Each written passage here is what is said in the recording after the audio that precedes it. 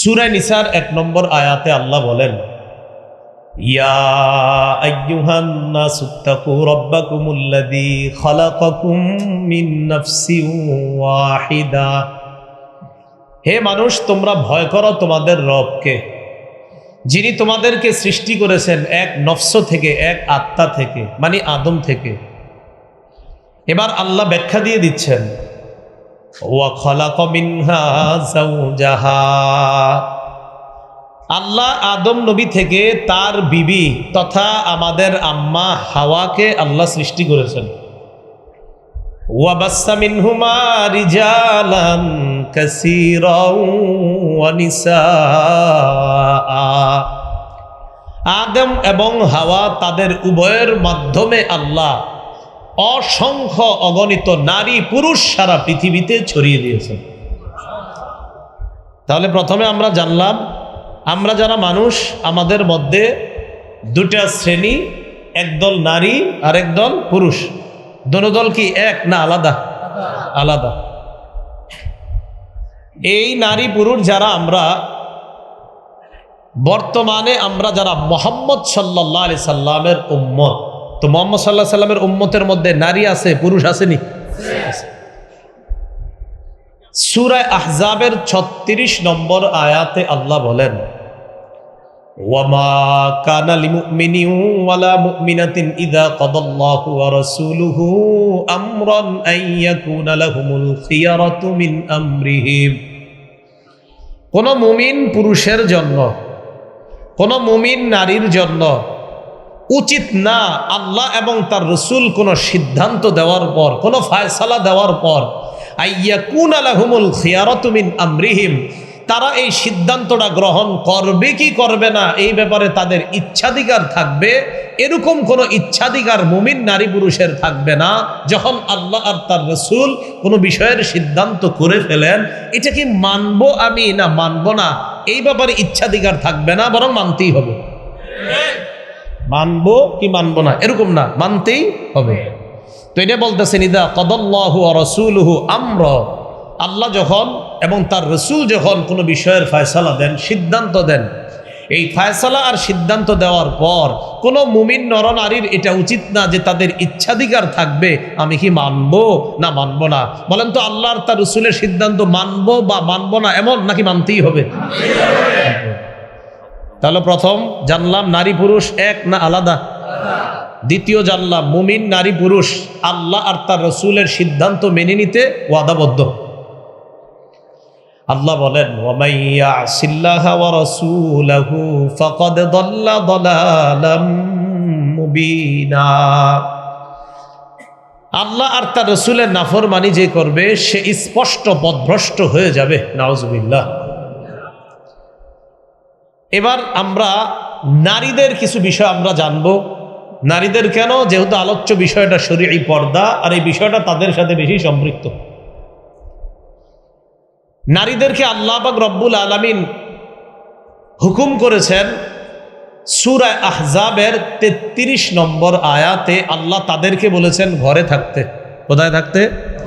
তো নারীদের কি বাহিরে প্রয়োজন থাকে না? হ্যাঁ, বাহিরে যাওয়া যাবে। বাহিরে যেতে হলে নিয়ম কানুন পালন করে শরীয়ী পর্দার মাধ্যমে যেতে হবে, অন্যথায় জাহিলি যুগের নারীদের মতো বাহিরে যাওয়া যাবে না। সূরা আহজাবের ৩৩ নম্বর আয়াতে আল্লাহ বলেন, ওয়াকারনা ফি বুয়ুতিকুন্না ওয়ালা তাবাররাজনা তাবাররুজাল জাহিলিয়াতিল উলা ওয়া আকিমনাস সালাতা ওয়া আতিনাজ যাকাতা ওয়া আতি'নাল্লাহা ওয়া রাসূলা। ওয়াকারনা ফি বুয়ুতিকুন্না, তোমরা তোমাদের গৃহে অবস্থান করো। নবীর বিবিদের মাধ্যমে সারা দুনিয়ার নারীদেরকে আল্লাহ জানিয়ে দিচ্ছেন তোমরা তোমাদের ঘরে অবস্থান করো। ওয়ালা তাবাররাজনা তাবাররুজাল জাহিলিয়াতিল উলা, তোমরা জাহিলি যুগের নারীদের মতো বাহিরে সৌন্দর্য প্রদর্শন করবে না, বাহিরে বের হবে না। প্রাক জাহিলি যুগের যেই নারীরা, তাদের মতো বাহিরে তোমরা বের হবে না। এখন ওই যুগের জাহিলি যুগের নারীরা কিভাবে বের হতো? এক তাফসিরে আসছে তারা এইভাবে বের হতো, একটা জামা পরিধান করতো নারীরা, এই গলা থেকে নিচ পর্যন্ত পুরা ফাড়া থাকতো দুই সাইডে, আমরা বর্তমানে যেমন পাঞ্জাবি পরি বা আমাদের মা বোনরা যে কামিজগুলা পরে, এটা তো আপনার নির্দিষ্ট একটা অংশ থেকে ফাড়া থাকে দুই পাশে। ওই যুগের নারীদের এই জামাগুলো আপনার গলা থেকে নিচ পর্যন্ত দুই পাশে ফাড়া থাকতো। আর তারা কি করতো? ওয়াকানাত তামশি বাইনা ইয়াদাইর রিজাল। তাফসীর কারক মুজাহিদ রহমতুল্লাহি আলাই বলেন, এই জাতীয় পোশাক পরে তারা পুরুষদের সাথে একসাথে রাস্তায় হাঁটা চলা করত। তো আল্লাহ বলেন তোমরা তাদের মতো বাহিরে যাবে না। ওয়াকিমনাস সালাতা ওয়া আতিনাজ যাকাতা ওয়া আতি'নাল্লাহা ওয়া রাসূলা। তোমরা নামাজ কায়েম করো। ওয়া আতিনাজ যাকাত, তোমরা যাকাত আদায় করো। ওয়া আতি'নাল্লাহা ওয়া রাসূলা, আল্লাহ এবং তার রাসূলের আনুগত্য করো। ইন্নামা ইউরিদুল্লাহু লিইউযহিবা আনকুমুর রিজসা আহলাল বাইত। বলেন আহলাল বাইত, আবার বলেন আহলাল বাইত। আল্লাহ কয় ইন্নামা ইউরিদুল্লাহু লিইউযহিবা আনকুমুর রিজসা আহলাল বাইত। হে আহলে বাইত, হে নবীর পরিবারের সদস্যবর্গ, হে নবীর বিবিগণ। আল্লাহ এই আহলে বাইতের মধ্যে নবীর বিবিগণকে বললেন। এখান থেকে বোঝা যায় আহলে বাইত শুধু হাসান হুসাইন আলী ফাতেমা তারা না, হাসান হুসাইন রাদিয়াল্লাহু আনহুমা তারাও আহলে বাইত। ফাতেমা রাদিয়াল্লাহু আনহা তিনিও আহলে বাইত। হযরত আলী তিনিও আহলে বাইত। নবীজির অন্যান্য নাতি নাতনি তারাও আহলে বাইত। ঠিক তেমনি ভাবে নবীর বিবি যারা তারাও আহলে বাইত। তারাও কি নাকি 5 জন? তাহলে তারাও কি আহলে বাইত। তো আল্লাহ বলেন ইন্নামা ইউরিদুল্লাহু লিইউযহিবা আনকুমুর রিজসা আহলাল বাইত। হে নবীর পরিবারগণ, আল্লাহ চান তোমাদের থেকে অপবিত্রতা দূর করতে। ওয়া ইউতাহহিরাকুম তাতহীরা, আল্লাহ তোমাদেরকে পবিত্র বানাইতে চান। এখন এই আয়াতে আল্লাহ নারীদেরকে কোথায় অবস্থান করতে বলছে? ঘরে। বাহিরে যাওয়া যাবে না খারাপ পোশাক পরে, বাকি যাওয়া যাবে শালীন পোশাক পরে, পর্দার সহিত বাহিরে যাওয়া যাবে। এখন কথা হলো শালীন পোশাক দ্বারা কি উদ্দেশ্য? এইটা তো হইতে পারে আপনার মুখটা ঢাকলো না, বাকি এমনি শালীন ঢিলা ঢালা পোশাক পরে গেল, কিন্তু মুখ ঢাকলো না, কেউ যদি বলে। এই বিষয়টা আমরা জানবো সূরা আহজাবের 59 নম্বর আয়াত থেকে। সূরা আহজাবের 59 নম্বর আয়াতে আল্লাহ পাক রব্বুল আলামিন বলেন, ইয়া আইয়ুহান নাবিয়্যু কুল লিআজওয়াজিকা ওয়া বানাতিকা ওয়া নিসাইল মুমিনিনা ইউদিনিনা আলাইহিন্না মিন জালাবিবিহিন্না। হে নবী, কুল আপনি বলেন, লিআজওয়াজিকা আপনার বিবিদেরকে, ওয়া বানাতিকা আপনার কন্যাদেরকে, ওয়া নিসাইল মুমিনিনা মুমিনদের বিবি স্ত্রী মুমিনদের নারীদেরকে বলেন। আবার বলছি নবী আপনি বলেন আপনার বিবিদেরকে, আপনার কন্যাদেরকে, মুমিনদের নারীদেরকে আপনি বলেন, ইউদিনিনা আলাইহিন্না মিন জালাবিবিহিন্না, ইউদিনিনা তারা যেন টেনে দেয়, আলাইহিন্না নিজেদের উপর, মিন জালাবিবিহিন্না তাদের চাদরের কিছু অংশ যেন তারা নিজেদের উপর টেনে দেয়। তো চাদর টেনে দিলে চেহারা ডাকবো এই কথা তো নাই, কথা বুঝেন। আল্লাহ বলছে নবী আপনি বলেন আপনার স্ত্রীদেরকে, আপনার কন্যাদেরকে, মুমিনদের নারীদেরকে বলেন, ইউদিনিনা তারা যেন টেনে দেয়, আলাইহিন্না নিজেদের উপর, মিন জালাবিবিহিন্না চাদরের কিছু অংশ। এখন চাদরের কিছু অংশ আল্লাহ টানতে বলছেন, কোথায় টানবে এটা আল্লাহ এখানে বলেন না স্পষ্ট। এখন আমরা ব্যাখ্যা দেখব। রঈসুল মুফাসসিরিন আব্দুল্লাহ ইবনে আব্বাস, এই পৃথিবীর শ্রেষ্ঠ তাফসীর কারক আব্দুল্লাহ ইবনে আব্বাস রাদিয়াল্লাহু তাআলা আনহুমা এই আয়াতের ব্যাখ্যায় বলেন, আমারাল্লাহু নিসাআল মুমিনিনা ইযা খারাজনা মিন বুয়ুতিহিন্না ফি হাজা আইয়ুগাত্তিনা উজুহাহুন্না মিন ফাওকি রুউসিহিন্না বিজালাবিবিহিন্না। আব্দুল্লাহ ইবনে আব্বাস রাদিয়াল্লাহু তাআলা আনহুমা বলেন আমার সাথে সবাই, আল্লাহ নারীদেরকে আদেশ করেছেন যখন তারা কোনো প্রয়োজনে বাহিরে যাবে তখন তারা মাথার উপর থেকে তাদের চেহারার মধ্যে পর্দা করে তারপর বের হবে। তাহলে আল্লাহ বললেন চাদর টানতে, আব্দুল্লাহ ইবনে আব্বাস বললেন দুনিয়ার মানুষ শোনো, তোমাদের বিবিরা, তোমাদের কন্যারা, তোমাদের নারীরা যখন বাহিরে যাবে তখন তারা আইয়ুগত্তিনা ঢাকবে, উজুহাহুন্না তাদের চেহারা, মিন ফাওকি রুউসিহিন্না মাথার উপর থেকে, বিল জালাবি বিহিন্না তাদের চাদর দ্বারা। তাহলে বলেন তো আল্লাহর এই আয়াতের উদ্দেশ্য আমরা তাফসির থেকে জানলাম মুখ সারা না মুখ সহ? মুখ সহ। আল্লাহ আমাদেরকে মা বোনদেরকে পর্দা করে মুখ ঢেকে বাহিরে যাওয়ার তৌফিক দান করেন। এখন মুখ ঢাকলে পর্দা করে বাহিরে গেলে ফায়দা কি? যালিকা আদনা আইয়ুরাফনা ফালা ইউযাইন। আল্লাহ কয় এতে তাদেরকে চেনা সহজ হবে যে তারা নারী, এতে তাদেরকে চেনা সহজ হবে যে তারা নারী। ফালা ইউযাইন, তখন তাদেরকে আর টিস করা হবে না, উত্তক্ত করা হবে না। বোরকাওয়ালি নারীরা রাস্তায় গেলে আমরা বুঝিনি তারা যে নারী। আল্লাহ বলেন পর্দা করে মুখ ঢেকে কোনো নারী যখন বাহিরে যাবে অন্য পুরুষরা বুঝতে পারবে তারা সম্মানিতা নারী। ফালা ইউযাইন, তাদেরকে যেন টিজ না করা হয়, উত্তক্ত না করা হয়। নবীর যুগে একদল যুবক রাতের বেলা অপেক্ষা করত কখন নারীরা নিজের প্রয়োজন পুরা করার জন্য বাহিরে যাবে, আর তখন তারা তাদের উপর ফালতু নিয়তে আক্রমণ করবে। এই জাতীয় একদল যুবক ওই সময়ও বসে থাকতো, যেমন বর্তমানে স্কুলের দরজায় আর প্রধান গেটের আশেপাশে চা দোকানে 10-12 জন বসে থাকে। তো এইভাবে ওই জামানায় একদল যুবক থাকতো আপনার। তো রাতের বেলা নারীরা যখন বের হইতো তাদেরকে উত্তক্ত করত। আল্লাহ বললেন নারীদেরকে বলবেন পর্দা করে বের হইতে। ফালাই উজাইন, তখন অন্য যুবকরা বুঝবে ইনি একজন সম্মানিতা নারী। ফালাই উজাইন, তখন আর তাকে টিস করা হবে না, উত্তক্ত করা হবে না। কষ্টের বিষয় আমাদের দেশে পর্দা না করে একদল মানববন্ধন করছে আর বলছে ইফটিজিং বন্ধ করুন। আল্লাহ বলছেন পর্দা করলে চেনা যাবে তারা নারী, তখন তাদেরকে টিস করা হবে না, অথচ আপনি পর্দা ছাড়া বলছেন ইফটিজিং বন্ধ করুন। তো যে আল্লাহ বলতেছেন যে পর্দা করে নারীরা যখন বাহিরে যাবে তাদেরকে উত্তক্ত করা হবে না, আর আমরা পর্দা ছাড়া বলছি ইভ টিজিং। ইভ অর্থ সতী সাদী নারী, ইভ অর্থ হজরত আদমের বিবি হাওয়া। ইভ টিজিং মা হাওয়ার মতো সতী সাদী নারী যারা, তাদেরকে উত্তক্ত যারা করে। এখন যারা বলছে ইফটিজিং বন্ধ করুন তারা হাওয়ার মতো পর্দানেশীন সতী সাদী নারী।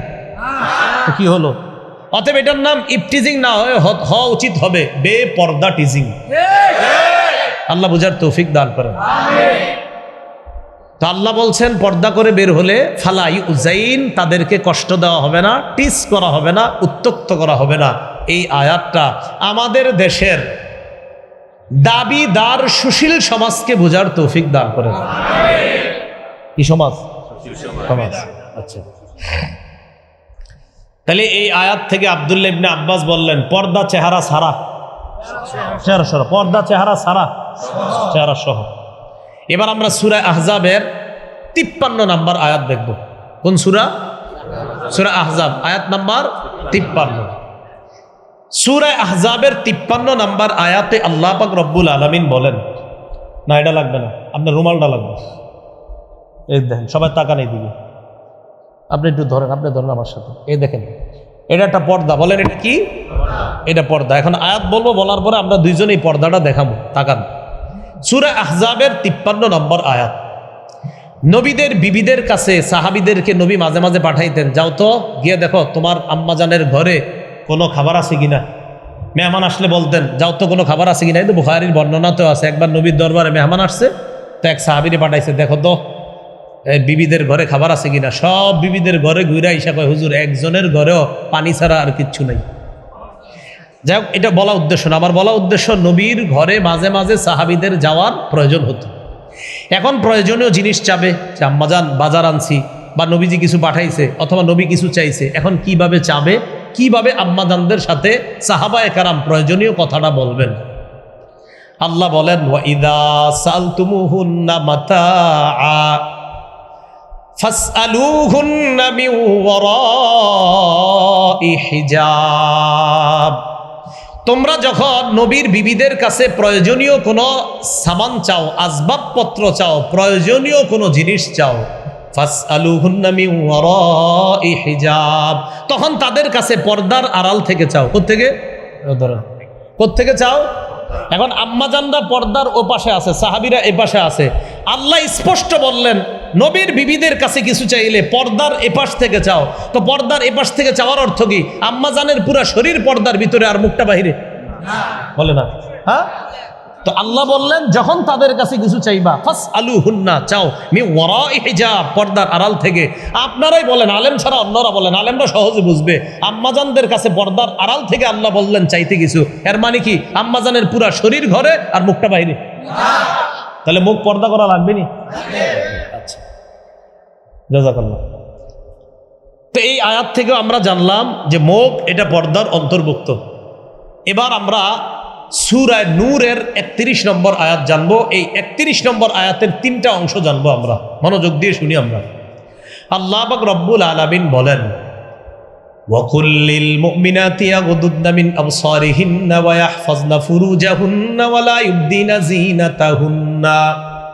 আমাদের অনেক যুবক ভাইয়েরা আছেন, আপনারা একটু মন দিয়ে শুনে, আপনাদেরকে অনেকে বুঝাবে যে চেহারা ঢাকতে হবে না, কিন্তু মাসালাগুলো মনে রাখেন। আল্লাহ বলেন ওয়াকুল্লিল মুমিনাতি ইয়াগুদুদনা মিন আবসারিহিন্না, নবী আপনি মুমিন নারীদেরকে বলেন ইয়াগুদুদনা মিন আবসারিহিন্না, তারা যেন তাদের দৃষ্টি অবনত রাখে। ওয়া ইয়াহফাজনা ফুরুজাহুন্না, তারা যেন তাদের লজ্জাস্থান হেফাজত করে। ওয়া লা ইউবদিনা যিনাতাহুন্না ইল্লা মা যাহারা মিনহা, আর তারা যেন তাদের সৌন্দর্য প্রদর্শন না করে। নবী আপনি মুমিন নারীদেরকে বলেন তারা যেন দৃষ্টি সংযত রাখে, অবনত রাখে, নিচে রাখে। 2, তারা যেন ওয়াহফাজনা ফুরুজাহুন্না, তাদের লজ্জাস্থান হেফাজত করে। 3, ওয়ালা ইউবদিনা যিনাতাহুন্না, তারা যেন তাদের সৌন্দর্য প্রকাশ না করে। ইল্লা মা যাহারা মিনহা, হ্যাঁ যা প্রকাশ হয়ে যায় সেটা ছাড়া আর কোনো অঙ্গ প্রকাশ করবে না। এখন কথা হলো হুজুর যা প্রকাশ এমনিতেই হয়ে যায় এটা আবার কি? আল্লাহ বলছেন তারা তাদের সৌন্দর্য প্রকাশ করবে না, তবে যা এমনি প্রকাশ হয়ে যায় সেটা ভিন্ন কথা। এখন এই ব্যাখ্যা কি আমগো যুগের কারো কাছ থেকে নেবেন না সাহাবীদের থেকে? আব্দুল্লাহ ইবনে মাসউদ রাদিয়াল্লাহু তাআলা আন ইল্লা মা যাহারার ব্যাখ্যা করেন। কোন আব্দুল্লাহ ইবনে মাসউদ? যার ব্যাপারে রাসূল বলেন শোনো তোমরা আল্লাহ কোরআন নাজিল করছে, জানতে চাও কিভাবে? আমার ইবনে মাসউদ যেভাবে কোরআন পড়ে ঠিক এমনি আল্লাহ কোরআনটা নাজিল করছে। এই আব্দুল্লাহ ইবনে মাসউদ কোরআনের ব্যাখ্যা করতেছেন কি ইল্লা মা যাহারা মিনহা দ্বারা উদ্দেশ্য হলো নারী পর্দা করার পর, আলাদা একটা চাদর পরার পর তার যে চাদরের ভিতরে একটা কাপড় থাকবে, ওই কাপড়ের কোনো অংশ যদি প্রকাশ হয়ে যায় এটা সমস্যা নেই। বুঝলেন নাই? নারী পর্দা করবে আলাদা, পর্দা করার পর, বোরকা পরার পর, হিজাব পরার পর, অথবা ওই যুগে আলাদা চাদর পরার পর যদি কোনো কাপড়ের অংশ বের হয়ে যায় এটা সমস্যা নাই। ইবনে মাসউদ বলেন এমনিতেই বের হওয়া দ্বারা উদ্দেশ্য হলো নারীর শারীরিক কোনো সৌন্দর্য না, বরং নারীর শরীরের কাপড় উদ্দেশ্য। কি উদ্দেশ্য? তাহলে বলেন তো নারীরা তাদের সৌন্দর্য প্রকাশ করবে না, তবে যা প্রকাশ পেয়ে যায়, এই তবে যা প্রকাশ পেয়ে যায় কি শারীরিক সৌন্দর্য না কাপড়ের অংশ? আল্লাহ বুঝার তৌফিক দান করেন। তাহলে এখান থেকে আমরা জানলাম নারী তার সৌন্দর্য প্রদর্শন করবে না, যা প্রকাশ পেয়ে যায় দ্বারা উদ্দেশ্য নারী যখন বাহিরে অন্য পুরুষের সামনে চলাফেরা করবে তখন এমনিতেই যদি তার কোনো কাপড়ের অংশ প্রকাশ পেয়ে যায় সেটা আল্লাহ মাফ করে দিবেন। হয়তো পর্দার আড়াল থেকে কাপড়ের কোনো অংশ প্রকাশ পেয়ে গেছে, এটা মাফ। আল্লাহ কোরআন সঠিকভাবে বুঝার তৌফিক দান করেন। সূরা নূরের 31 নম্বর আয়াতের দ্বিতীয় অংশ এবার শুনি আমরা। ওয়ালিয়াদরিবনা বিখুমুরিহিন্না আলা জুয়ুবিহিন্না, নারীরা যেন তাদের গ্রীবা এবং বক্ষদেশ মাথার ওড়না দ্বারা ঢেকে নেয়। ওয়ালিয়াদরিবনা বিখুমুরিহিন্না আলা জুয়ুবিহিন্না, নারীরা যেন তাদের গ্রীবা এবং বক্ষদেশ মাথার ওড়না দ্বারা ঢেকে নেয়। বলেন আমার সাথে, নারীরা যেন তাদের গ্রীবা এবং বক্ষদেশ মাথার ওড়না দ্বারা ঢেকে নেয়। এই আয়াতের ব্যাখ্যা আম্মাজান আয়েশা সিদ্দিকা রাদিয়াল্লাহু তাআলা আনহা করতেছেন। সহিহ বুখারী হাদিস নাম্বার 4758 নম্বর হাদিস। আম্মাজান আয়েশা সিদ্দিকা রাদিয়াল্লাহু তাআলা আনহা বলেন, ইয়ারহামুল্লাহু নিসাআল মুহাজিরাতিল উয়াল। আম্মাজান আয়েশা সিদ্দিকা বলেন প্রথম যুগের হিজরতকারিনী নারীদেরকে আল্লাহ রহম করেন, বলেন আমিন। লাম্মা আনজালাল্লাহু ওয়ালিয়াদরিবনা বিখুমুরিহিন্না আলা জুয়ুবিহিন্না, আল্লাহ যখন এই আয়াত নাজিল করলেন নারীরা যেন তাদের গ্রীবা এবং বক্ষদেশ মাথার ওড়না দ্বারা ঢেকে নেয়, এই আয়াত নাজিল হওয়ার পর আম্মা জান বলেন শাক্কাকনা মুরুতাহুন্না ফাখতামারুনা বিহা, নারীরা তাদের চাদর ছিঁড়ে এরপর তাড়াতাড়ি আল্লাহ যা ঢাকার আদেশ করেছেন এটা দ্বারা ঢাকনা শুরু করে দেয়। ওড়না কিনতে বাজারে যাইতে হইব তো, কথার কথা তো, আলাদা যে একটা কাপড় কিনবে এটার জন্য তো বাইরে যেতে হবে। তো আল্লাহ বলছে শোনো, তোমরা বাইরে যেতে হলে তোমরা কিন্তু পর্দার সহিত বাইরে যেতে হবে। ইবনে হাজার আসকালানী রহমতুল্লাহি আলাই এই আয়াতের ব্যাখ্যা স্পষ্ট করেছেন যে ফাখতামারনা বিহা দ্বারা উদ্দেশ্য হলো নারীরা তাদের কাপড় ছিঁড়ে এরপর তাদের চেহারা শরীর ভালোভাবে ঢেকে এরপরে তারা বাইরে গিয়েছে। এখন কথা হলো হুজুর কাপড় ছিঁড়া কি দরকার ছিল? একটা ওড়না কিনলেই তো হইতো, একটা চাদর কিনলেই তো হইতো। তো চাদর কিনতে বাহিরে যাইতে হবে, তো বাহিরে যাওয়ার জন্য তো পর্দা লাগবে। তাই আল্লাহর হুকুম পালন করার জন্য নগদ কাপড়ের কিছু অংশ ছিঁড়া পর্দা করে এরপর বাহিরে গেছে, কারণ হুকুম দিয়েছে আল্লাহ। তো আল্লাহ হুকুম দেওয়ার কারণে আম্মাজান কয় কি শাক্কাকনা মুরুতাহুন্না, তারা চাদর নগদ ছিঁড়ছে আল্লাহর হুকুম পালন করার জন্য। ছিঁড়ার পর ফাখতামারনা বিহা, এই কাপড় দ্বারা তাদের চেহারা বক্ষদেশ গ্রীবাদেশ সব তারা ঢেকে এরপর পর্দা করে তারা বের হয়েছে। মুখ ঢাকা লাগবে? আরে মুখ ঢাকা লাগবে? আচ্ছা, এবার সূরা নূরের 31 নম্বর আয়াতের তৃতীয় অংশ শুনি। ওয়ালা ইয়াদরিবনা বিআরজুলিহিন্না লিউলামা মা ইউখফিনা মিন জিনাতিহিন্না, নারীরা তাদের গোপন সৌন্দর্য প্রকাশ করার জন্য পাটা যেন সজোরে না ফালায়। এর মানে নারীরা দ্রুত হাঁটা ঠিক না, পা সজোরে নিক্ষেপ করা ঠিক না। নারীকে আল্লাহ বানিয়েছেন, সুন্দর করে বানিয়েছেন। নারীকে আল্লাহ পৃথিবীর শ্রেষ্ঠ দামি সম্পদ করে বানিয়েছেন। রাসূলুল্লাহ সাল্লাল্লাহু আলাইহি সাল্লাম বলেন আদ-দুনিয়া কুল্লুহা মাতা, এই পুরা পৃথিবীটা ভোগের জায়গা। ওয়া খায়রু মাতা'id দুনিয়া আল মারআতুস সালিহা, পৃথিবীতে শ্রেষ্ঠ সম্পদ হলো একজন নেককার নারী। তো রাসূল নারীকে সম্মান দিয়ে আকাশে রাখলেন, আর আমাদের যুগে একদল নারীদের পক্ষপাতিত্ব করে তাদের আকাশে থাকা সম্মানকে জমিনের সাথে মিশাইতে চায়। আমাদের মা বোনদের সম্মান কি নিচে না অনেক উপরে? নবীজি বললেন যে মা বোনরা নেককার নারী হলো পৃথিবীর শ্রেষ্ঠ সম্পদ। এই শ্রেষ্ঠ সম্পদের মূল্য যারা কমাইতে চায় তাদেরকে চিহ্নিত করা দরকার, তারা শ্রেষ্ঠ সম্পদ। রাসূলুল্লাহ সাল্লাল্লাহু আলাইহি সাল্লাম তাদেরকে শ্রেষ্ঠ সম্পদ বলেছে। মুসলিম শরীফের হাদিস 3535 3535 নম্বর হাদিস, মোট হাদিস সংখ্যা হবে 7453টা। এখানে রাসূল স্পষ্ট বলছেন নারীরা, নেককার নারীরা পৃথিবীর শ্রেষ্ঠ সম্পদ। আল্লাহ আমাদের এই শ্রেষ্ঠ সম্পদগুলোকে মূল্যায়ন করার তৌফিক দান করুন। তাহলে সজোরে পা নিক্ষেপ করা যেখানে নিষেধ, সেখানে অন্য অঙ্গ প্রদর্শন করা জায়েজ না। এবার তো কোরআন থেকে জানলেন, চলেন কিছু হাদিস জানি। এবার সহিহ বুখারীর বর্ণনা 4758 নম্বর হাদিস। তো আম্মাজান আয়েশা সিদ্দিকার একটা ব্যাপারে জানলাম। 4213 নম্বর হাদিস জানবো সহিহ বুখারীর। এরপরে আমরা জানবো 4141 নম্বর হাদিসটা। আগে 4213 নম্বর হাদিসটা জানি। এই হাদিসটা বুখারী শরীফের 5085 নম্বর হাদিসের মধ্যে আছে। আবার বলছি 4213 নম্বর হাদিসটার মতো বুখারী শরীফের 5085 নম্বর হাদিসটা মোটামুটি এক ধরনেরই, বাকি শেষে গিয়ে এক হাদিসে আছে ওয়াত্তা, আরেক হাদিসে আছে ওয়াত্ত, একটাতে আছে ওয়াত্তা, আরেকটা ধামজা ছাড়া আছে ওয়াত্ত। খুব মন দিয়ে শুনেন।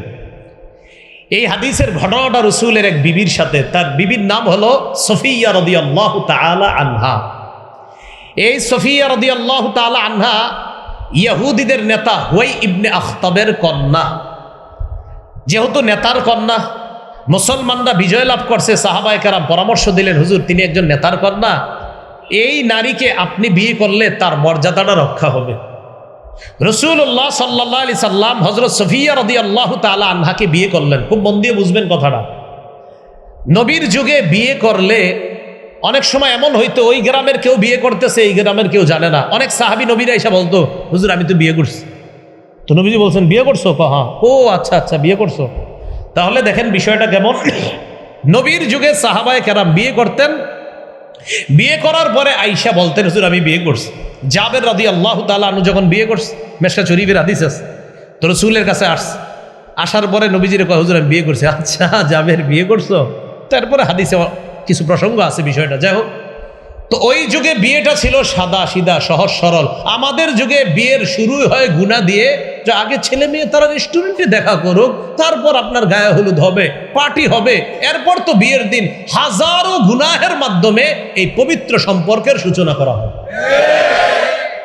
এখন নবীজি যে বিয়ে করছে, সাহাবীদের কেউ কেউ জানছে, সামনে সামনে যারা থাকে, লম্বা কাফেলা তো অনেকে আবার জানে না। মন দিয়ে বুঝেন হাদিসটা। এই হাদিসের বর্ণনাকারী রসুলের সাহাবী আনাস রাদিয়াল্লাহু তাআলা, যিনি নবীর খাদেম ছিলেন 10 বছর। কয় বছর? 10 বছর।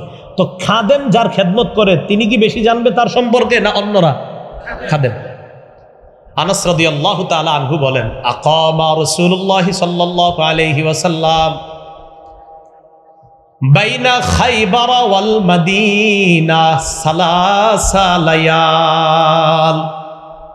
রাসূলুল্লাহ সাল্লাল্লাহু আলাইহি সাল্লাম খায়বার এবং মদিনার মাঝখানে 3 রাত অবস্থান করলেন। ইউবনা আলাইহি বিসফিয়া। কয় জানো কেন অবস্থান করছে? নবীজি তার বিবি সফিয়া রাদিয়াল্লাহু তাআলা আনহার সাথে বাসর হয়েছে। এই বাসরের জন্য আল্লাহ রাসূল সাল্লাল্লাহু আলাইহি সাল্লাম খায়বার এবং মদিনার মাঝে 3 রাত অবস্থান করেছেন। তো নবীজির বিবির অলিমা খাইতে না চায় কে? নবীজির বিবি তো সাহাবায়ে কেরাম আপনার যে না এই অলিমা তো মিস করা যাবে না। আনাস রাদিয়াল্লাহু তাআলা আনহু বলেন, দাউতুল মুসলিমিনা ইলা ওয়ালিমা, আমি মুসলমানদেরকে অলিমা খাওয়ার জন্য দাওয়াত দিছি। ফামা কানা ফিহা মিন খুবজিন ওয়ালা লাহমিন। আল্লাহ নবীর অলিমাতে ওই সময় গোস্ত এবং রুটির ব্যবস্থা করতে পারি নাই। সাধারণত ওই যুগে অলিমায় গোস্ত থাকতো, রুটি থাকতো, খাসির গোস্ত থাকতো। তা আনাস বলেন সফিয়া রাদিয়াল্লাহু তাআলা আনহার সাথে যেহেতু সফরে রসুলের বাসর হয়েছে, আমরা তেমন আয়োজন করতে পারিনি। শুধুমাত্র আমরা আয়োজন করতে পারছি 3টা জিনিস। কয়টা? রুটিও নাই, গোস্তও নাই, তবে 3টা জিনিস আয়োজন। কি সেটা? ইল্লা আমার রাসূলুল্লাহ সাল্লাল্লাহু আলাইহি ওয়াসাল্লাম বিলালান বিল আমতা ফাবুসিতাত। রাসূলুল্লাহ সাল্লাল্লাহু আলাইহি সাল্লাম হযরত বেলালকে বললেন দস্তরখানা বিছাইতে। দস্তরখানা বিছানো হলো।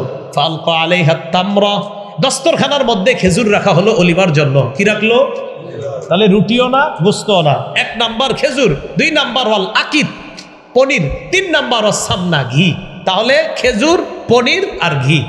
তাহলে রাসূল সাল্লাল্লাহু আলাইহি সাল্লাম সফরের মধ্যে সফিয়া রাদিয়াল্লাহু তাআলা আনহার সাথে বাসর হওয়ার পর নবীর এই বিবিকে বিয়ে করার পর যে অলিমাটা হয়েছে, এই অলিমায় খাবার ছিল কয় পদ? 3 পদ। খেজুর, ঘি, পনির। খেজুর, ঘি, পনির। আচ্ছা, অলিমা শেষ। তো কিছু কিছু সাহাবী অলিমার মধ্যে যখন আসতেছে, তো অনেক সাহাবী তো দূর দূরান্ত আছে, আস্তে আস্তে আসতেছে। তো একজন আরেকজনের সাথে বলতেছে, ক্বালাল মুসলিমুনা ইহদা উম্মাহাতিল মুমিনিনা আও মিম্মা মালাকাত ইয়ামিনু। আচ্ছা, নবীজি সাল্লাল্লাহু আলাইহি সাল্লাম এই সফিয়া রাদিয়াল্লাহু তাআলা আনহা যিনি, আচ্ছা তিনি কি মুমিনদের মা নাকি নবীর দাসী? অনেক সাহাবী যারা, ওই যে বললাম আপনার যে সাহাবী যারা দূর দূরান্ত সফরে আস্তে আস্তে আসতেছে, তাদের একজন আরেকজনের সাথে বলা বলি করতেছে, আচ্ছা নবীজি সাল্লাল্লাহু আলাইহি সাল্লামের সাথে এই যে সফিয়া রাদিয়াল্লাহু তাআলা আনহা, তিনি কি আমাদের মুমিন যারা আমরা আমাদের মা হবেন নাকি কোনো দাসী? খুব মন দিয়ে বুঝেন কথাটা, তিনি কি মুমিনদের মা না দাসী? তখন সাহাবীদের মধ্যে জবাবটা যেটা দিল, আল্লাহর হস্তে জবাবটা মনে রেখেন, আপনার বিবিরও এই ওয়াজটা করবেন। সাহাবীরাই বললেন, ইন হাজাবাহা, শোনো যদি দেখি নবীজি এই সফিয়াকে পর্দার আড়ালের মধ্যে নেয়, তাহলে বুঝবো ফাহিয়া বিন ইহদা উম্মাহাতিল মুমিনিন। যদি পর্দার মধ্যে নেয় তাহলে বুঝবো তিনি আমাদের মা হয়েছেন, মুমিনদের মা তিনি। ওয়াইল্লাম ইয়াহজুবহা, আর যদি দেখি সফিয়া রাদিয়াল্লাহু তাআলা আনহারে নবী পর্দার ভিতর না নেয়, তাহলে বুঝবো ফামিম্মা মালাকাত ইয়ামিনু, তিনি একজন দাসী। তার মানে দাসীদের তো তখন আপনার মুখ ঢাকা লাগতো না, কিন্তু স্ত্রী যিনি তার মুখ ঢাকা লাগবে। বুখারী শরীফের বর্ণনায় সাহাবীরা কি বলতেছে দেখেন, শোনো, একদল আরেকদলের কয়, আমরা দেখবো নবী কি ওনাকে পর্দার মধ্যে রাখে কিনা। যদি পর্দার আড়ালে নিয়ে যায়, কারণ তিনি তো মাত্র ইহুদি ধর্ম থেকে ইসলাম ধর্মে আসছে, যদি তাকে পর্দার আড়ালে রাখে তাহলে বুঝবো তিনি মুমিনদের মা, আর যদি পর্দার আড়ালে না রাখে তাহলে বুঝবো তিনি মনে হয় দাসী হিসেবে থাকবে। সাহাবারা অপেক্ষা আছে। ফালাম্মার তাহালা রাসূলুল্লাহ সাল্লাল্লাহু আলাইহি ওয়াসাল্লাম, নবীজি মদিনায় রওনা করলেন, বাহনের উপর চললেন। ওয়াত্তাআলাহা খালফা, নবী তার পিছনে হযরত সফিয়াকে বসাইলেন। ওয়ামাদ্দাল হিজাব, পর্দার মধ্যে বসায় দিলেন।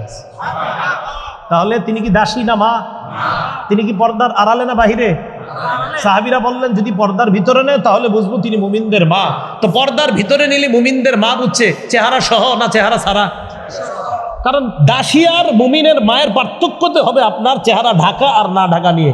যদি দাসী হয় চেহারা ঢাকা হবে না, যদি দাসী না হয় তাহলে চেহারা ঢাকা হবে। রসুল বাহনে বসাইয়া তার স্ত্রীকে পর্দার সহিত মদিনা রওনা করলেন। চেহারা ঢাকতে হবে নি? না, ঢাকতে হবে না। নাকি হবে? হবে। এবার আমরা বর্ণনা শুনি বাইহাকি শরীফের 7 নম্বর খণ্ড 117 নম্বর পৃষ্ঠা। রাসূলুল্লাহ সাল্লাল্লাহু আলাইহি সাল্লাম ইন্তেকাল করছে, দালাইলুন নবুওয়া ইমাম বাইহাকি আনছেন। তো রসুল ইন্তেকাল করার পর আবু বকর সিদ্দিক কিন্তু পাশে ছিলেন না, জানেননি আপনারা? আলেমরা জানেন, সাধারণ জনগণ জানেন না। নবী যেদিন ইন্তেকাল করছেন নবীর আশেপাশে আবু বকর সিদ্দিক ছিলেন না। সুনহ নামক একটা জায়গা, সেখানে ছিলেন তিনি। ইন্তেকালের সংবাদ শুনা তাড়াতাড়ি আসছে মদিনায়। মদিনায় আসার পর আম্মাজান আয়েশা সিদ্দিকা তো তার ঘরে। আর আপনারা জানেন এবং জেনে থাকার কথা, না জানলে এখন জানেন, নবীজি আম্মাজান আয়েশা সিদ্দিকা রাদিয়াল্লাহু তাআলা আনহার ঘরে এবং আম্মাজানের রানের উপরে শেষ নিঃশ্বাস ত্যাগ করেছেন। তো আবু বকর সিদ্দিক আসছে, তাকান, এটা আম্মাজানের ঘর মনে করেন। আম্মাজানের ঘরের দরজা, ভিতরে রসুল সাল্লাল্লাহু আলাইহি ওয়াসাল্লাম শুয়ে আছেন, রসুল ইন্তেকাল করছেন। আম্মাজান আয়েশা সিদ্দিকা সম্পর্কে আবু বকর সিদ্দিকের কন্যা, তো মেয়ের ঘরে ঢুকতে গিয়ে অনুমতি লাগেনি, খুব বুঝেন। ফাস্তাজানা আবু বাকরিন ফি বাইতি ইবনাতিহি আয়েশা, আবু বকর সিদ্দিক তার কন্যা আয়েশার ঘরে ঢুকার অনুমতি চাইলেন। কেন চাইলেন? আচ্ছা শোনেন, কেন চাইলেন অনুমতি? তো আবু বকর সিদ্দিক অনুমতি চাওয়ার পর ফাআজিনাত লাহু, আম্মাজান আয়েশা অনুমতি দিছেন, আব্বা আসতে পারেন। কথা হলো মেয়ের কাছে বাপ অনুমতি চাইলো কেন? হাদিসটা শোনেন তাহলে সহজে বুঝবেন, আমি বলাও লাগবে না। ওয়া রাসূলুল্লাহ সাল্লাল্লাহু আলাইহি সাল্লাম ক্বাদ তুওফিয়া আলা ফিরাশিহা, আম্মাজান আয়েশার ঘরেই তার বিছানাতে আল্লাহ রাসূল ইন্তেকাল করলেন। ইন্তেকালের পর রাসূলের দেহ মোবারকটা আম্মাজান আয়েশার ঘরে বিছানার উপর আছে। হযরত আবু বকর আম্মাজানের অনুমতি নিয়ে প্রবেশ করলেন। প্রশ্ন হলো আপনাদের মনে মনে, হুজুর অনুমতি কি দরকার, মেয়ের ঘরে ঢুকবে? হ্যাঁ, হাদিসের পরের অংশে আছে ওয়ান নিসাউ হাওলা, নবীর বিবিগণ তখন নবীর লাশের পাশে ছিল। যেহেতু অন্য বিবিরা আবু বকরের সাথে পর্দা করতে হবে, তাই আবু বকর ঘরের বাহির থেকে অনুমতি চেয়েছে। বুঝছেন নি কথাটা? তো মুখ ঢাকা লাগবে নি? তো যেই মাত্র আবু বকর ঢুকছে, এবার হাদিসটা শোনেন। ফাস্তাতারনা মিন আবি বকরিন, সমস্ত বিবিগণ, নবীর সমস্ত বিবিগণ আবু বকরের থেকে পর্দা করে তাড়াতাড়ি নিজেদেরকে আড়ালে নিলেন। ইল্লা মা কানা মিন আয়েশা, আয়েশা ছাড়া, কারণ আয়েশা তো কন্যা, অন্যরা তো নবীর বিবি। আর আয়েশা নবীর বিবি ঠিক, কিন্তু আবু বকরের কন্যা। কন্যা হওয়ার কারণে আয়েশা মুখ ঢাকে নাই। অন্য বিবিরা পর্দা ফরজ হওয়ার কারণে আবু বকর ঢুকার আগে আগে তাড়াতাড়ি নিজেদেরকে আড়ালে নিয়ে পর্দার আড়ালে চলে যায়। মুখ ঢাকা লাগবে নি? আচ্ছা, এবার আমরা বুখারী শরীফের আরেকটা বর্ণনা শুনি, 4141 নম্বর হাদিস। এই হাদিসটা তো একদম স্পষ্ট। এই হাদিসটা, শুধু এই হাদিসটা দিয়ে আমার একটা ওয়াজ আছে, আপনারা মিলিয়নের উপরে দেখলাম দেখছে এটা। ওই যে পর্দা নিয়ে একটা ওয়াজ আছে, আম্মাজানরে মিথ্যা একটা ঘটনায় ফাঁসাইতে চাইছে মুনাফিকরা, হ্যাঁ, একটা মিথ্যা ঘটনায়। তো ওখানে পুরো হাদিসটা বলছি, আজকে পুরো হাদিসটা বলবো না, হাদিসের সামান্য একটু অংশ বলবো, একটু মনে রাখেন। হাদিসটা হলো সহিহ বুখারী 4141 নম্বর হাদিস। সহজে মনে রাখতে গেলে 4141 কত হয়? 4141। আরে 4141, 4141, 4141, এই তো 4141। এই হাদিসের মধ্যে আছে লম্বা হাদিস।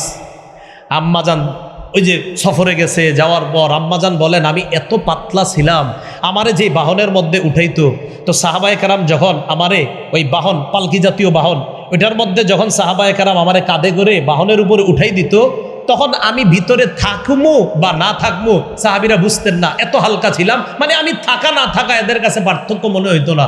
আমি উঠলেও মোটামুটি একটু হয়তো বেশি ভারী হইতো, মানে বোঝা যাইতো না আমি ভিতরে আসি না নাই, এত পাতলা ছিলাম। তো আম্মাজান বলেন আমি ভিতরে আসছি, বৈশরিস, সাহাবায়ে কেরাম একটু পরে আমার বাহন উঠাইয়া দিবে, মানে আমার পালকি যেটার মধ্যে আমি হাউদা ওটার মধ্যে বসি, যেটা ছোট্ট একটা ঘরের মতো, ওটার ভিতরে বসবো আর ওটা বাহনের উপর উঠাই দিবে। ইতিমধ্যে আমি দেখি আমার গলার হারটা নাই। হার খুঁজতে গেলাম, সাহাবায়ে কেরাম ইতিমধ্যে আইসে আম্মা জানের ওই ছোট্ট ঘরের মতো যেটা বাহনের উপরে উঠাবে এটা তারা উঠাইয়া দিবে বাহনে।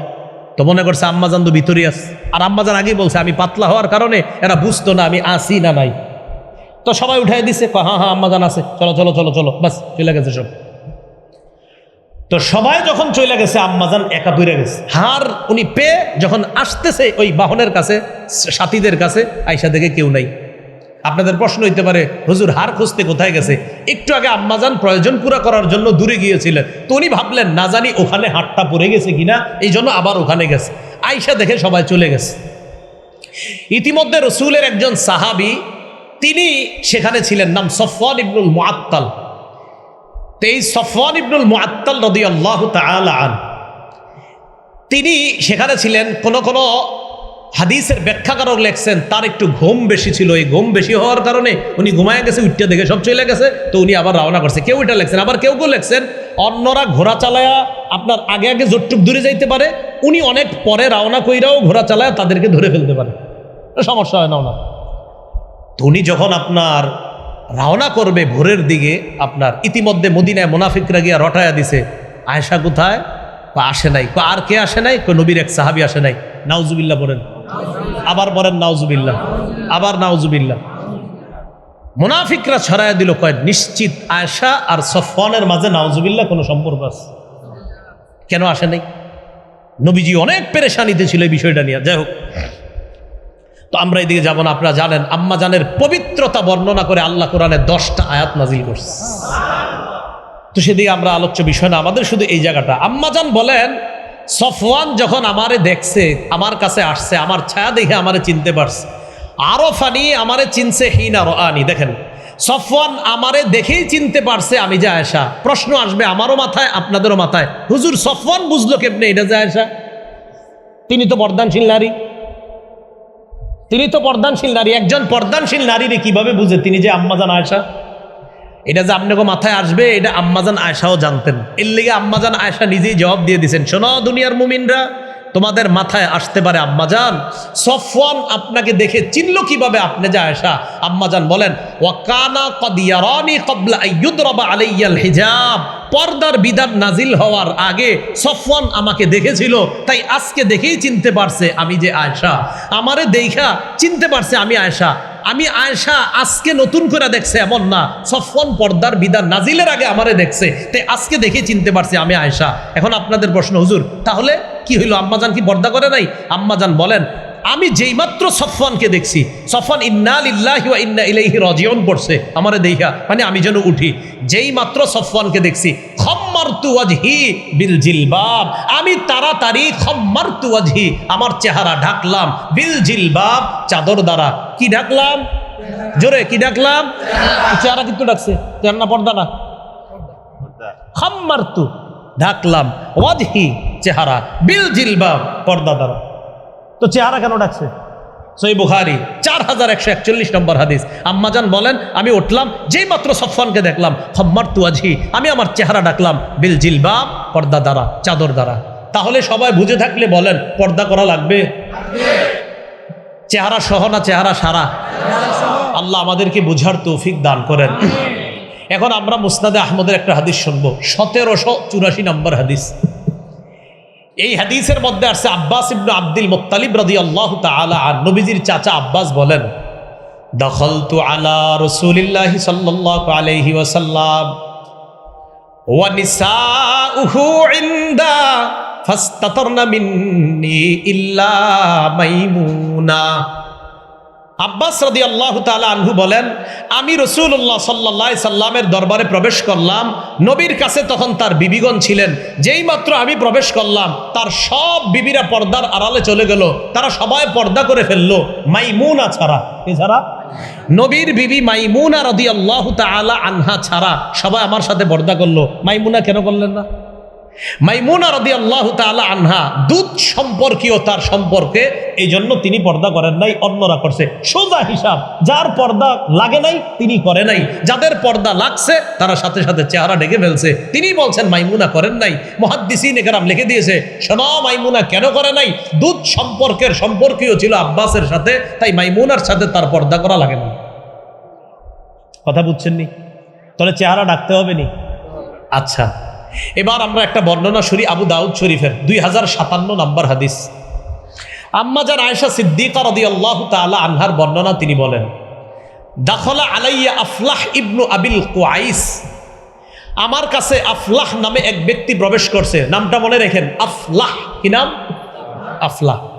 আম্মা জান আয়েশা বলেন, আমার ঘরে আফলাহ প্রবেশ করার পর ফাস্তাতারতু মিনহু, আমি তাড়াতাড়ি পর্দার আড়ালে চলে গেলাম। আফলা আমাকে পর্দার উপাস থেকে বলতেছে, আতাস্তাতিরিনা মিন্নি ওয়া আনা আম্মুকি, আয়েশা তুমি আমার সাথে পর্দা করো কেন, আমি তো তোমার চাচা। আয়েশা তুমি আমার সাথে পর্দা করো কেন, আমি তো তোমার চাচা। আম্মাজান আয়েশা বললেন পর্দার আড়াল থেকে, আইনা মিন আইনা, আমনে আমার চাচা লাগেন কেমনে?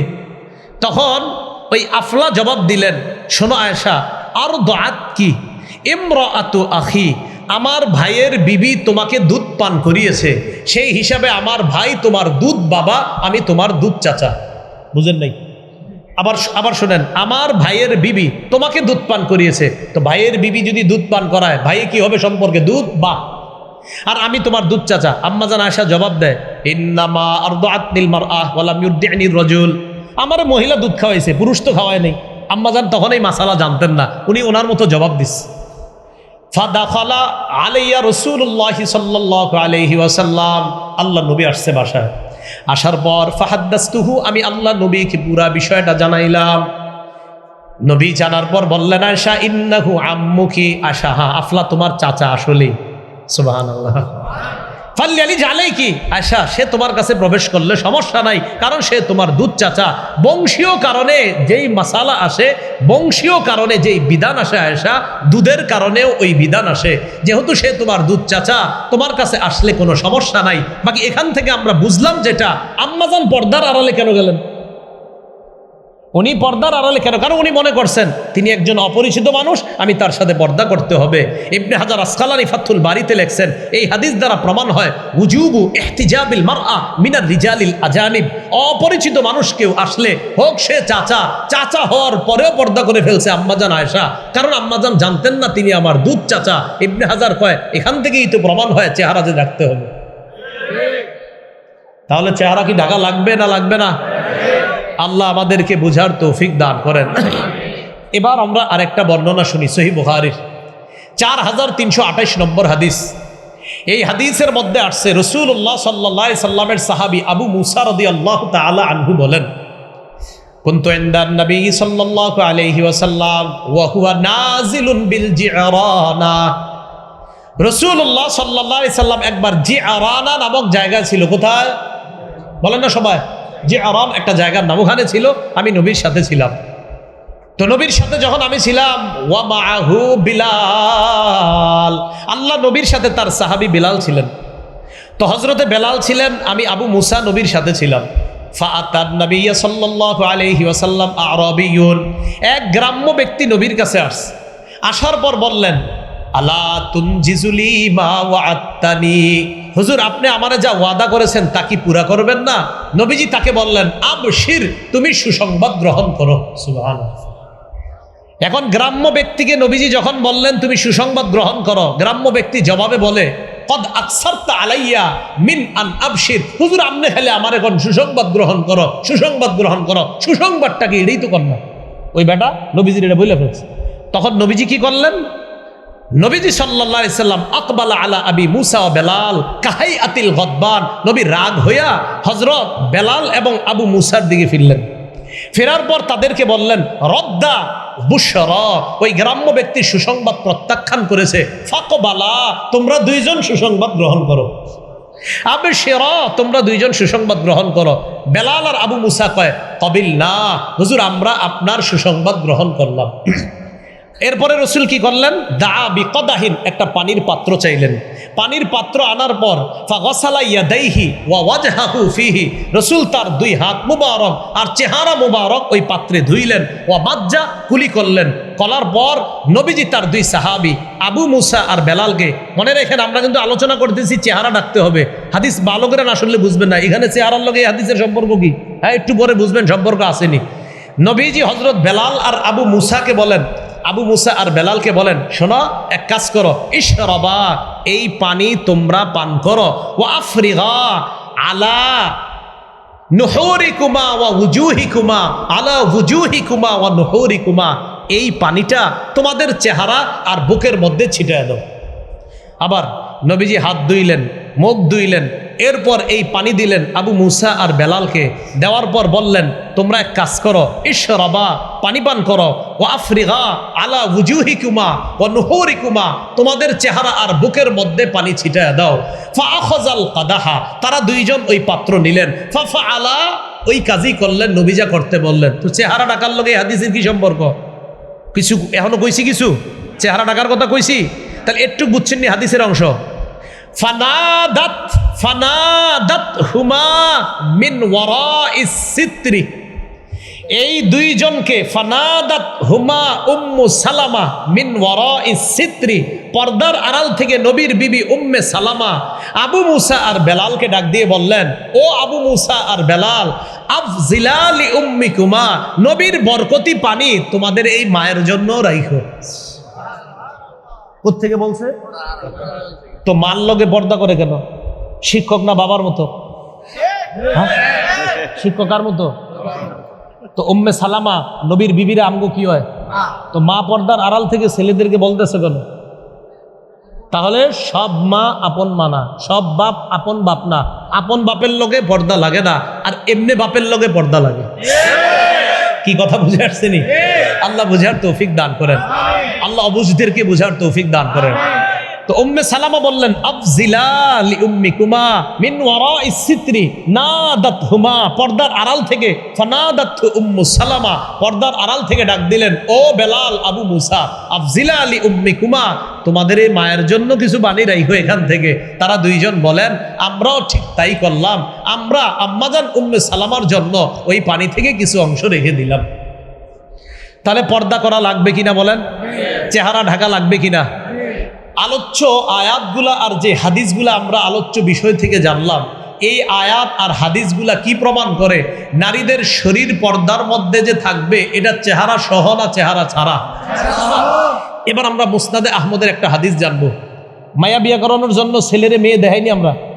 না, আরে মেয়ে বিয়ে করার জন্য ছেলে মেয়ে দেখে কিনা? আচ্ছা, তো এরকম একটা হাদিস জানলে কেমন হয়? ভালো হয় কিনা? আচ্ছা, মুসনাদে আহমদ 5 নম্বর খণ্ড 424 নম্বর পৃষ্ঠা, রাসূলুল্লাহ সাল্লাল্লাহু আলাইহি সাল্লাম বলেন, ইদা খাতাবা আহাদুকুম ইমরাআ, তোমাদের কেউ যখন কোনো নারীকে বিয়ের প্রস্তাব দেয়, প্রস্তাব দেওয়ার পর কথা পাকাপাকি যখন হবে, হ্যাঁ আমাদের মেয়েটাকে দেখতে আসতে পারেন। আবার তোমাদের কেউ যখন কোনো নারীকে বিয়ের প্রস্তাব দেয়, দেওয়ার পর ফালা জুনাহা আলাইহি আইয়ানজুরা ইলাইহা, ওই ছেলের জন্য প্রস্তাবকৃত মেয়েটাকে দেখা কোনো গুনাহ না। এবার উল্টাটা কোন তো? প্রস্তাবকৃত মেয়েকে দেখা গুনাহ না। আবার বলছি, যারে প্রস্তাব দিলেন বিয়ের জন্য তাকে দেখা গুনাহ না। তাহলে বিপরীত দিকে যদি প্রস্তাব দেওয়া না সারা রাস্তাঘাটে দেখেন, রাসূল বলছেন, তোমাদের কেউ যদি কোনো নারীকে বিয়ের প্রস্তাব দেয়, ফালা জুনাহা আলাইহি আইয়ানজুরা ইলাইহা, তাকে দেখা ওই ছেলেটার জন্য গুনাহ না। নবী বলে দিয়েছেন কেন? কারণ সে তো বিয়ে করার জন্য প্রস্তাব দিয়েছে, তাই কিছু সময়ের জন্য তাকে দেখা যায়। এখন তার কোন অংশটা দেখে ছেলে গিয়ে? কয়েকজন চুপ রয়েছে, মনে হয় ওনারা চেহারা ছাড়া কি দেখে? কি দেখে? দাউদে জাহেরি, হ্যাঁ কি দেখে? রাসূলুল্লাহ সাল্লাল্লাহু আলাইহি সাল্লাম বলেন, তোমাদের কেউ যখন কোনো নারীকে বিয়ের প্রস্তাব দেয়, তখন তার জন্য কোনো গুনাহ না মেয়েটাকে দেখা। তার মানে প্রস্তাব ছাড়া মেয়েটাকে দেখা গুনাহ, প্রস্তাব দিলে কিছু সময়ের জন্য দেখা যেহেতু জায়েজ, অন্য সময় তাকে দেখা গুনাহ। তো অন্য সময় একটা মেয়ে রাস্তাঘাটে চললে সাধারণত কোন অংশের দিকে পুরুষদের নজর যায়? চেহারা, অতএব চেহারা ঢাকতে হবে। রাসূলুল্লাহ সাল্লাল্লাহু আলাইহি সাল্লাম স্পষ্ট বললেন, তোমাদের কেউ কোনো নারীকে বিয়ের প্রস্তাব যদি দেয়, সেই নারীকে দেখলে গুনাহ নাই। তাহলে বোঝা যায় প্রস্তাব ছাড়া রাস্তাঘাটে এখানে সেখানে কোনো মেয়ে যার সাথে পর্দা করা ফরজ, তার চেহারার দিকে তাকানো পুরুষের জন্য হারাম। আলোচ্য বিষয় থেকে আমরা বুঝলাম কোরআনের আয়াত আর হাদিসগুলা প্রমাণ করে নারীরা পর্দা করবে চেহারা সহ না চেহারা ছাড়া। খুব মনোযোগ সহকারে বুঝবো। সূরা নিসার 1 নম্বর আয়াত, নারী পুরুষ দুই শ্রেণী। সূরা আহজাব 36 নম্বর আয়াত, নারী পুরুষ মুমিনরা ওয়াদাবদ্ধ, আল্লাহ আমরার কথাও মানবো, নবীর কথাও মানবো। সূরা আহজাব 33 নম্বর আয়াত, আল্লাহ বলছে নারীরা তোমরা ঘরে থাকো। সূরা আহজাব 59 নম্বর আয়াত, আল্লাহ বলছেন নারীরা যখন ঘর থেকে বের হবে তখন তারা পর্দা করে বের হতে হবে। ইবনে আব্বাস বলছেন এর পর্দার অর্থ হলো চেহারাটা মাথার উপর থেকে ঢাকবে। সূরা নিসা 53 নম্বর আয়াত, আল্লাহ বলছেন তোমরা মাদের কাছে, নবীর বিবিদের কাছে কিছু চাইলে পর্দার আড়াল থেকে তোমরা চাও। সূরা নূরের 31 নম্বর আয়াত, আল্লাহ বলেছেন নারীরা যেন বক্ষ গ্রীবা দেশে তাদের পর্দা করে। সূরা নূরের 31 নম্বর আয়াত, আল্লাহ বলছেন তারা যেন তাদের সৌন্দর্য প্রদর্শন না করে, হ্যাঁ এমনি প্রদর্শন হয় যেটা, সেটা হলো তাদের কাপড়। সূরা নূরের 31 নম্বর আয়াত, আল্লাহ বলেন নারীরা যেন তাদের পা সজোরে নিক্ষেপ না করে, এতে তাদের গোপন অঙ্গ প্রদর্শন হওয়ার সম্ভাবনা। এখান থেকে প্রমাণ হয় তারা কিছু প্রদর্শন করতে পারবে না। সহিহ বুখারী 4 হাদিস, আম্মাজান বলেন নারীরা পর্দা কাপড় ছিঁড়ে নগদ পর্দা করেছেন। বাইহাকী 7 নম্বর খণ্ড 117 নম্বর পৃষ্ঠা, রাসূল ইন্তেকালের পর ওই সময়ও নারীদের মাথায় আছে যে পর্দা করতে হবে। নবীর বিবিরা ঘরে আছে, আব্বুর বিবিদের সাথে আম্মাজান আয়েশাও ছিলেন। আবু বকর সিদ্দিক বাহির থেকে কয়, আয়েশা আমি কি আসতে পারি? তখন আম্মাজান অনুমতি দিলেন, জি আব্বা আসেন। কখন? যখন নবীর অন্য বিবিরা পর্দা করেছেন তখন। এখান থেকে বোঝা যায় পর্দা করতে হবে। সহিহ বুখারী 4141 নম্বর হাদিস, আম্মাজান হার হারিয়ে ফেললেন, এক সাহাবী আসছে ইন্না লিল্লাহ পড়ছে, সাথে সাথে উইঠা নিজের চেহারাটা ঢাইকা নিছে। এখান থেকে বোঝা যায় চেহারা ঢাকতে হবে। সহিহ বুখারী হাদিস নাম্বার 4328 নম্বর হাদিস, রাসূল সাল্লাল্লাহু আলাইহি ওয়াসাল্লাম একবার বললেন আবু মুসা আর বেলালকে সুসংবাদ গ্রহণ করো। লম্বা আলোচনার শেষে উম্মে সালামা পর্দার আড়াল থেকে কয়, ইয়া রাসূলুল্লাহ, হে বেলাল আর আবু মুসা, তোমরা তোমাদের এই মায়ের জন্য বরকতি পানি রেখে দিও। আবু দাউদ শরীফের 2057 নম্বর হাদিস, আম্মাজান আয়েশা কয় আমার কাছে দুধ চাচা আসছে। আমি কই না, আপনি আমার কিসের চাচা? নবী আয়েশা কইছে হ্যাঁ, সে তোমার দুধ চাচা। এই বিষয়গুলা থেকে আমাদের কাছে স্পষ্ট। ও মুসনাদে আহমদ 5 নম্বর খণ্ড 424 নম্বর পৃষ্ঠা, তোমাদের কেউ কোনো মেয়ের বিয়ের প্রস্তাব দিলে তারে দেখতে পারবে, বোঝা গেল সে ছাড়া অন্য যারা আছে ওই মেয়েদের চেহারা দেখা যাবে না। সবগুলা প্রমাণ করে ইনসাফের সাথে ভদ্রতার সাথে বলছি আমরা, পর্দার অর্থ হলো চেহারা সহ নারীরা ঢিলে ঢালা পোশাক পরে তারা পর্দা করবে। এটাকেই শরীয়ী পর্দা বলা হয়। এটাকে কি বলা হয়? শরীয়ী পর্দা। আল্লাহ আমাদের সকলকে যে কথাগুলা শুনলাম বললাম, এই কথাগুলা বুঝে শুনে অন্যদের কাছে প্রচার করার তৌফিক দান করেন।